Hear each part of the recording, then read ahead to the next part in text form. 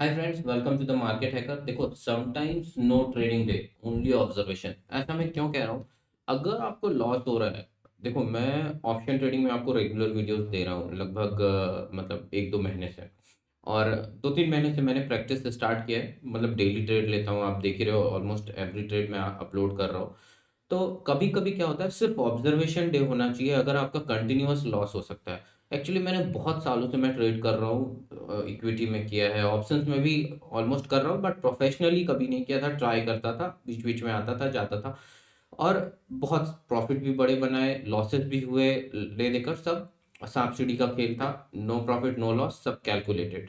लेकिन अभी जब से मैं प्रोफेशनली ट्रेड करना स्टार्ट करा, देखो जो मेरे साथ हुआ है ऐसा मेरे साथ पहले कभी नहीं हुआ है।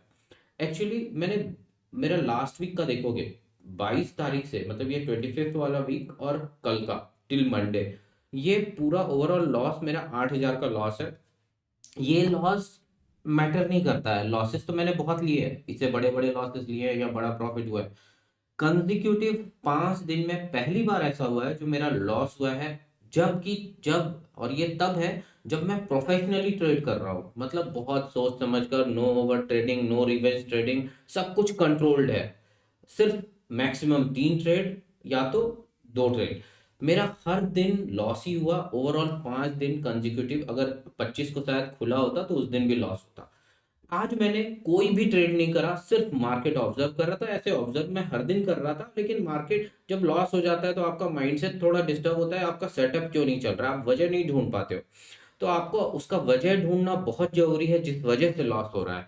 तो देखो, आज फिर मैंने मार्केट में ट्रेड के लिए मैं आया। आने के बाद देखो मूवमेंट कैसे कैसे और कब दे रहा है मार्केट, पहले मैं ये आपको दिखाता हूँ। देखो आपके साथ भी कुछ होता होगा, आप भी कुछ ट्रेड करते होगे, बॉलिंजर बैंड से ट्रेड करते हो, ईएमए ट्रेड करते होगे, सपोर्ट रेजिस्टेंस ट्रेड करते होगे, सब कुछ क्लियर होगा, बट स्टिल लॉसेस की प्रोबेबिलिटी कभी कभी बन जाती है।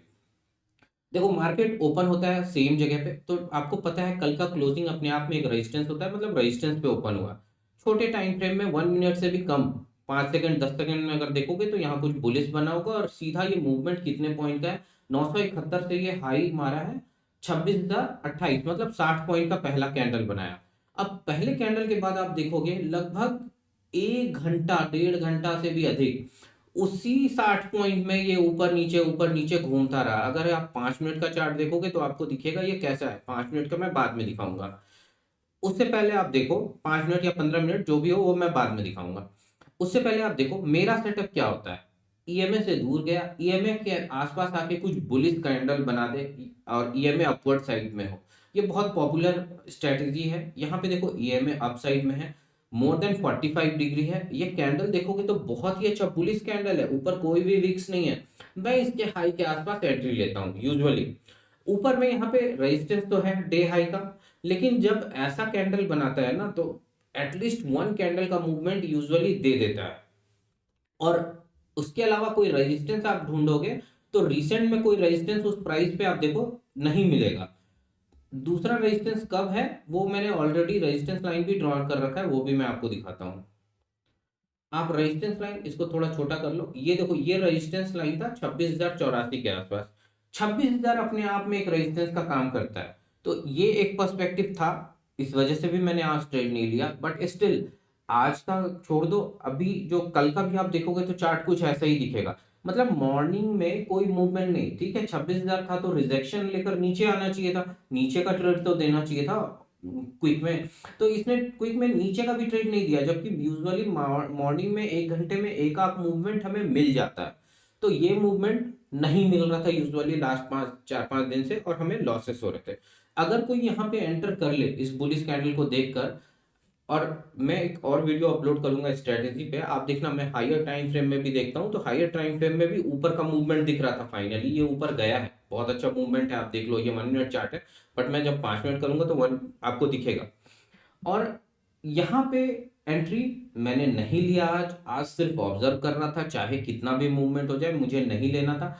क्योंकि आप रुकोगे नहीं, अपने लॉसेस को एनालाइज नहीं करोगे, और देखोगे नहीं क्या प्रॉब्लम है कहाँ है, तो हो सकता है कंटिन्यूअस लॉसेस होते जाए और उसमें आपकी माइंडसेट और खराब हो जाए। तो रुकना भी जरूरी है। और एक्चुअली वोलेटिलिटी थोड़ा कम होता है ऑप्शन में। यहाँ पे अगर 10 पॉइंट का मूवमेंट हो रहा है तो जो यूजुअल डेज में अगर 20 पॉइंट का ऑप्शन में मूव हो जाता था प्राइस, तो अभी के दिन में हमें क्या हो रहा है, इन टाइम पे ऑप्शंस का प्राइस मूवमेंट नहीं हो रहा है उस रेशियो में।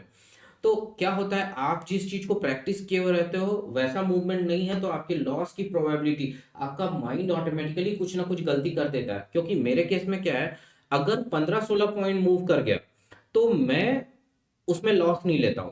तो हो क्या रहा है, 15-16 पॉइंट मूव ही नहीं कर रहा था, जो भी मैं एंट्री कर रहा हूँ 10 पॉइंट मूव करता था, उसके बाद एसएल हिट हो जा रहा था। अगर मान लो यहाँ पे भी मैं एंट्री ले लेता, ठीक है, अभी मान लो ये रेजिस्टेंस पे है, मैं उसको इग्नोर नहीं कर रहा हूँ, मैं यहाँ पे नहीं लेता ट्रेड, ये 9-27 वाला नहीं लेता, लेकिन अगर ऐसे सिचुएशन में ले भी लो तो लॉसेस की प्रोबेबिलिटी बहुत हाई है।